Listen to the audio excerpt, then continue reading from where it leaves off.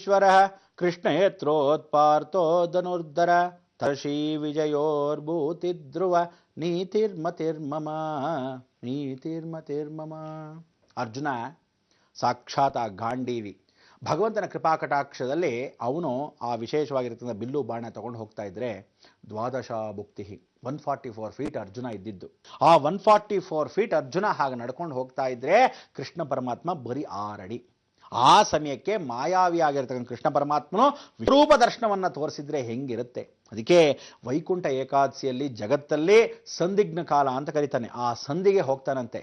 ನೋಡಿ, ಈಗಲಾದರೂ ನೀವು ಕನಿಷ್ಠ ಪಕ್ಷ ಒಂದು ವಿಶೇಷವಾಗಿರ್ತಕ್ಕಂಥ 5 ಎಕರೆ ಭೂಮಿಯನ್ನಾದರೂ ಪಾಂಡವರು ಕೊಟ್ಬಿಡಿ, ಒಬ್ಬೊಬ್ಬನು 1 ಎಕರೆ ಕೊಡಿ ಅಂದಾಗ ಆಗ ದುರ್ಯೋಧನರಂತೆ ಒಂದು ಸೂಜಿ ಒಳಗಿರ್ತಕ್ಕಂಥ ಅಣು ಇದೆಯಲ್ಲ ಆ ಜಾಗ, ಅಷ್ಟು ಜಾಗನೂ ನಾನು ಕೊಡಕ್ಕಾಗೋದಿಲ್ಲ ಅಂದ್ಬಿಡ್ತಾನೆ. ಆಗ ಧೃತರ ಕಣ್ಣಿಲ್ದಿದ್ದವನು ಹಾಗೇ ಕೂತಿರ್ತಾರೆ ಹೊರತು ಮಗನ ಸಪೋರ್ಟಲ್ಲಿ ಯಾವ ಕಾಲಕ್ಕೂ ಕಿಮಾ ಪಠಾನಲ್ಲ.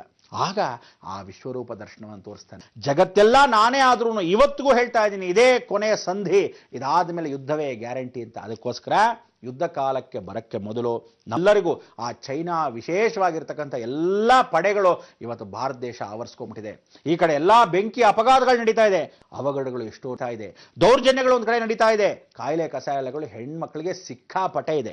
ಇದೆಲ್ಲಾನು ಇಟ್ಕೊಂಡು ನಾವು ಯಾಕೆ ಮಧ್ಯ ಈ ವೈಕುಂಠ ಏಕಾದಶಿ, ಇನ್ನೇನು ಶಿವರಾತ್ರಿ, ಅದೇ ರೀತಿ ನಾವುಗಳೆಲ್ಲ ಪ್ರಳಯವಾಗೋ ಸಮಯಕ್ಕೆ ಎಷ್ಟೋ ಜನ ರೀತಿಯಲ್ಲಿ ಎಷ್ಟೋ ಜನ ಯಾವ ರೀತಿ ಸಾಯ್ತಾರೋ, ಭಗವಂತ ನಾಮಸ್ಮರಣೆ ಮಧ್ಯ ಸಂಕ್ರಾಂತಿ ಉಗಾದಿ ಹಬ್ಬ ಯಾತಕ್ಕೆ ಇದೆಲ್ಲ ಬರುತ್ತೆ ಅಂದ್ರೆ ಕನಿಷ್ಠ ಪಕ್ಷ ಮಾಡಿರೋ ಪಾಪಗಳನ್ನ ಕರ್ಮಗಳನ್ನ ಕಟ್ಕೊಳ್ಳಕ್ಕೆ ಪರಿವರ್ತನಾ ಸ್ವರೂಪಕ್ಕೆ ಭಗವಂತ ಎಚ್ಚರ ಹುಟ್ಟು ಸಾವು ನಿಂದೇನಯ್ಯ ಅಂತ ಹೇಳಿ ನಾವುಗಳು ಹಾಕಬೇಕಾದ ಸಮಯ ಹತ್ರನೇ ಬಂದ್ಬಿಡ್ತು. ಇವತ್ತೆಷ್ಟು ತಾರೀಕು ಅನ್ಕೊಂಡ್ರಿ? ಗುರುವಾರ 5ನೇ ತಾರೀಕು ಹತ್ರ ಬಂದೇ ಬಿಡ್ತೀರಿ.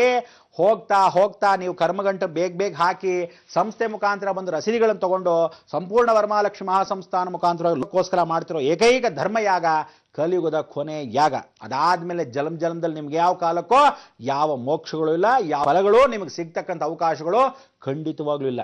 ದೋಣಿಯನ್ನ ಸಾಗಿಸ್ತಕ್ಕಂಥವನು ದೋಣಿಯ ವಿಶೇಷವಾಗಿ ಭಗವಂತ ನಡೆಸ್ಕೊಂಡು ಹೋಗ್ತಾನೆ. ಆ ದೋಣಿಯಲ್ಲಿ ವಿಶೇಷವಾಗಿ ನಾವಿಕಿನಾಗಿ ಕೂತಿರ್ತೀನಿ, ಬನ್ನಿ ಅಂತ ಭಗವಂತ ಕಳಿಸಿರೋ ನಾವಿಕದಲ್ಲಿ ವಿಶೇಷವಾಗಿ ಅವ್ರು ಹೇಳಿರೋ ಧರ್ಮ ಮಾರ್ಗ 1882 ಋಷಿಗಳು ವಿಶೇಷವಾಗಿ ವಿಕಾಸ ಮಾರ್ಗದಿಂದ ಹಿಮಾಲಯದಲ್ಲಿ ಕೂತ್ಕೊಂಡು ಈ ವಾಕ್ಯಗಳನ್ನು ಹೇಳಿ ಈ ರೀತಿಯಾದ ಯಾಗಗಳನ್ನ ಕೊನೆಯದಾಗಿ ಮಾಡಿ ಅಂತ ಇಷ್ಟೆಲ್ಲ ಮಾಡಿರ್ತಕ್ಕಂಥ ಪ್ರತಿಯೊಬ್ಬ ಮನುಷ್ಯ ಅತಿ ಶೀಘ್ರದಲ್ಲಿ ಬಂದು ಜನವರಿ 31ನೇ ತಾರೀಕೊಳಗೆ ಕರ್ಮಗಳನ್ನು ಕಟ್ಕೊಂಡು ಆ ಗಂಟುಗಳನ್ನು ಮನೆಯಿಂದ ಆಚೆ ಇಟ್ಟು ಮಾಂಸಾಹಾರಗಳನ್ನು ತ್ಯಜಿಸಿ ಬಾಯಿ ಮುಚ್ಕೊಂಡು ನಡ್ಕೊಂಡು ಬರೋಂಥ ಅವಕಾಶ ಪಂಚಶಾಲೆಯಲ್ಲಿ ಬಂದು ಹೆಣ್ಣು ಮಕ್ಕಳಿಗೆ ಯಾವ ಕಾಲಕ್ಕೂ ಲಂಗ ದಾವಣಿಯನ್ನು ಹಾಕಬೇಕು, ವಿಶೇಷವಾಗಿ ಮೊಬೈಲ್ ಫೋನ್ಗಳು ನಾಟ್ ಅಲೋಡು ಎಲ್ಲವೂ ವಿಶೇಷವಾಗಿ ಬಂದು ಶಿವರಾತ್ರಿಗೆ ಪ್ರಯುಕ್ತವಾಗಿ ಹಾಕಿ ಬೆಳಗಿನ ಜಾವ ಮರುದಿವಸದ ಒಳಗು ಅಂದರೆ ಸೂರ್ಯೋದಯಕ್ಕೆ ಆಗಕ್ಕೆ ಮೊದಲು ಹಾಕಿ ತದನಂತರ ಶಿವನಿಗೆ ಅಭಿಷೇಕ ಮಾಡಿ ಪ್ರಳಯ ರುದ್ರನಿಗೆ ರುದ್ರಾಭಿಷೇಕವನ್ನು ನಮಸ್ಕಾರ ಮಾಡಿಕೊಂಡು ನೀವೆಲ್ಲ ತೆರಳಬಹುದು ಪ್ರಸಾದವನ್ನು ಸ್ವೀಕಾರ ಮಾಡಿಕೊಂಡು. ಅದಕ್ಕೆ ಈ ಒಂದು ವಿಶೇಷವಾಗಿರತಕ್ಕಂಥ ಸಂಕೀರ್ತನೆ ಏಕಾದಶಿ ದಿವಸ ವೈಕುಂಠ ಏಕಾದಶಿ ದಿವಸ. ಏಕಾದಶಿ ಪ್ರತಿ ತಿಂಗಳು ಬರುತ್ತೆ, ಆದರೆ ವೈಕುಂಠ ಏಕಾದಶಿ ಅಂದರೂ ವೈಕುಂಠದಲ್ಲಿ ನಾರಾಯಣ ಎದ್ದು ಕೂತ್ಕೊಂಡಾಗ. ಇವತ್ತು ಆ ನಾರಾಯಣ ಎದ್ದು ಕೂತ್ಕೊಂಡಿರೋ ಇನ್ನೊಂದು ಲೋಕ ತಿರುಕ್ಕುರುಕೊಂಡ್ರಂ ಅಂದ್ರೆ ತಿರುಕ್ಕುರುಕೊಂಡ್ರಂ ಅಂತಕ್ಕಂಥ ವಿಚಾರದಲ್ಲಿ ನೀವು ನೋಡಬೇಕು. ನವನಾರಾಯಣ ದರ್ಶನ. ತಿರುಕ್ಕುರುಂಗುಡಿ ಅನ್ನೋದು ತ್ರಿಯಗ್ನಿ ಸಂಭೂತ 3 ನಾರಾಯಣ ದರ್ಶನ. ಪಲ್ಲಿಕೊಂಡ ನಂಬಿ, ಉಕ್ಕಾಂದ ನಂಬಿ, ನಿನ್ನ ನಂಬಿ ಅಂದ್ರೆ ಮಲ್ಕೊಂಡಿರೋ ನಾರಾಯಣ, ಕೂತಿರೋ ನಾರಾಯಣ, ನಿಂತಿರೋ ನಾರಾಯಣ.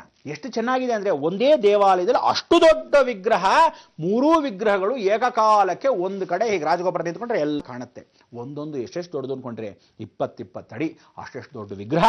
ಆ ಗರ್ಭಗುಡಿ ಆ ಬೃಹದಾಕಾರವನ್ನ ಇವತ್ತಿನ ದಿವಸ ದೊಡ್ಡ ಸಾಫ್ಟ್ವೇರ್ ಒಂದು ಕಂಪನಿ ವಿಶೇಷವಾಗಿ ತ್ಯಾಗ ಮಾಡಿ 6.5 ಎಕರೆ ಆಗಿರ್ತಕ್ಕಂಥ ಈ ದೇವಾಲಯವನ್ನ ರಕ್ಷಣೆ ಮಾಡ್ತಾ ಇದ್ದಾರೆ. 9 ವಿಶೇಷವಾಗಿರ್ತಕ್ಕಂಥ ನವನಾರಾಯಣ ದರ್ಶನ ಕಾಡಲ್ಲಿ ಮಂಗಳವಾರ ಮಾಡೋದು. ಇದಕ್ಕೆ ಬುಧವಾರದ ದಿವಸ ಈ ದರ್ಶನಕ್ಕೆ ಬಹಳ ಜನ ಹೋಗ್ತಾರೆ. ಇದು ತಿರುನಲ್ವೇಲಿಯಿಂದ ಒಂದು 30 ಕಿಲೋಮೀಟರ್ ದೂರ. ಇಷ್ಟೆಲ್ಲ ದೊಡ್ಡ ದೇವಾಲಯಗಳು ಏನಕ್ಕೆ ಅಂದರೆ ಶ್ರೀ ವೈಷ್ಣವರಲ್ಲಿ ವಿಶೇಷವಾಗಿರ್ತಕ್ಕಂಥ 108 ದಿವ್ಯ ದೇಶಗಳು ಅಂದರೆ 108 ದೇವಾಲಯಗಳು ವಿಷ್ಣು ನಾಮಸ್ಮರಣೆಯಲ್ಲಿ ದರ್ಶನ ಮಾಡ್ಬೋದು. ಇವತ್ತು ನೋಡಿ ಕರ್ನಾಟಕದಲ್ಲಿ ಅಷ್ಟು ದೊಡ್ಡ ವರಹಾಸ್ವಾಮಿ ಭೂವರಹಾಸ್ವಾಮಿ ಪಾಂಡವಪುರದಿಂದ ಚಾಮರಾಜನಗರಕ್ಕೆ ಹೋಗ್ತಾ ದಾರಿಯಲ್ಲಿ ಇವತ್ತಿಗೂ ಅಷ್ಟು ದೊಡ್ಡ ದೇವಾಲಯ ಇತ್ತು.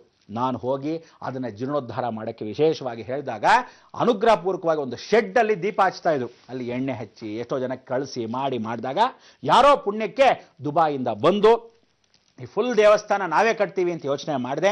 ಅರ್ಚಕರ ಹತ್ರ ಹೇಳಿ ಆ ದೇವಾಲಯ ಇವತ್ತಿನ ದಿವಸ ಎಷ್ಟೋ ಕೋಟಿಗೆ ದೇವಸ್ಥಾನ ಜೀರ್ಣೋದ್ಧಾರ ಆಗ್ತಿದೆ. ಬೈಲಲ್ಲಿ ನಿಂತಿರೋ ವರಹಸ್ವಾಮಿ ಇವತ್ತು ದೊಡ್ಡ ದೇವಾಲಯ ಆಗ್ತಿದೆ. ಆ ವರಹಸ್ವಾಮಿನೇ ಸ್ವತಃ ಹೋಗಿ ಸ್ವಪ್ನದಲ್ಲಿ ಹೇಳಿ ಆ ನಡೀತಕ್ಕಂಥ ಕಾರ್ಯಕ್ರಮ ಎಷ್ಟು ಚೆನ್ನಾಗಿರುತ್ತೆ. ಎಷ್ಟು ದೊಡ್ಡದು ಅಂದ್ಕೊಂಡ್ರೆ ಅಬ್ಬಬ್ಬ ಅಂದರೆ 25 ಅಡಿ ಅಷ್ಟು ದೊಡ್ಡ ವಿಗ್ರಹ ಇವತ್ತು ನಿಜವಾಗ್ಲೂ ಕರ್ನಾಟಕದಲ್ಲಿ. ಅದೇ ಎಲ್ಲ ದೇವಸ್ಥಾನಗಳು ಹೀಗೆ ಜೀರ್ಣೋದ್ಧಾರ ಆಗದೇ ಇದ್ರೆ ಯಾರು ನೋಡ್ಕೊತಾರೆ? ಎಲ್ಲರೂ ವೈಕುಂಠ ಏಕಾದಶಿಗೆ ವಿಷ್ಣು ಹತ್ರ ಹೋಗೋದು, ಶಿವರಾತ್ರಿಗೆ ಈಶ್ವರನ ಹತ್ರ ಹೋಗೋದು, ಬೇರೆ ಟೈಮಲ್ಲಿ ನನ್ನ ಮಗನೂ ಮೂಸ್ ನೋಡಲ್ಲ. ಹೀಗೆ ಮಾಡ್ತಾ ಇದ್ರೆ ನಮ್ಮಲ್ಲಿರ್ತಕ್ಕಂಥ ಸಂಸ್ಕಾರಗಳು, ನಮ್ಮಲ್ಲಿರ್ತಕ್ಕಂಥ ಸನಾತನ ಧರ್ಮದಲ್ಲಿ ನಮ್ಮಲ್ಲಿರ್ತಕ್ಕಂಥ ಇಂಥ ದೇವಾಲಯಗಳನ್ನ ಯಾರು ಕಾಪಾಡೋರು? ಮೇಲ್ಕೋಟೆ ಚಲವರಾಯಣ ಸ್ವಾಮಿ ಚಲವನಾರಾಯಣ ಆಗಿ ಕೂತಿದ್ದಾನೆ. ಇವತ್ತು ವೈಕುಂಠ ಏಕಾದಶಿಗೆ ಎಷ್ಟೋ ಜನ ದ್ವಾರದಲ್ಲಿ ಹೋಗೋಕ್ಕೆ ಪ್ರಯತ್ನ ಪಡೆ. ನರಸಿಂಹಸ್ವಾಮಿ ಎಷ್ಟೋ ವಿಶಾಲವಾಗಿರ್ತಕ್ಕಂಥ ನರಸಿಂಹಸ್ವಾಮಿ ಕ್ಷೇತ್ರಗಳಿದೆ, ಅದನ್ನೆಲ್ಲ ಹೋಗಿ ದರ್ಶನ ಮಾಡೋದು.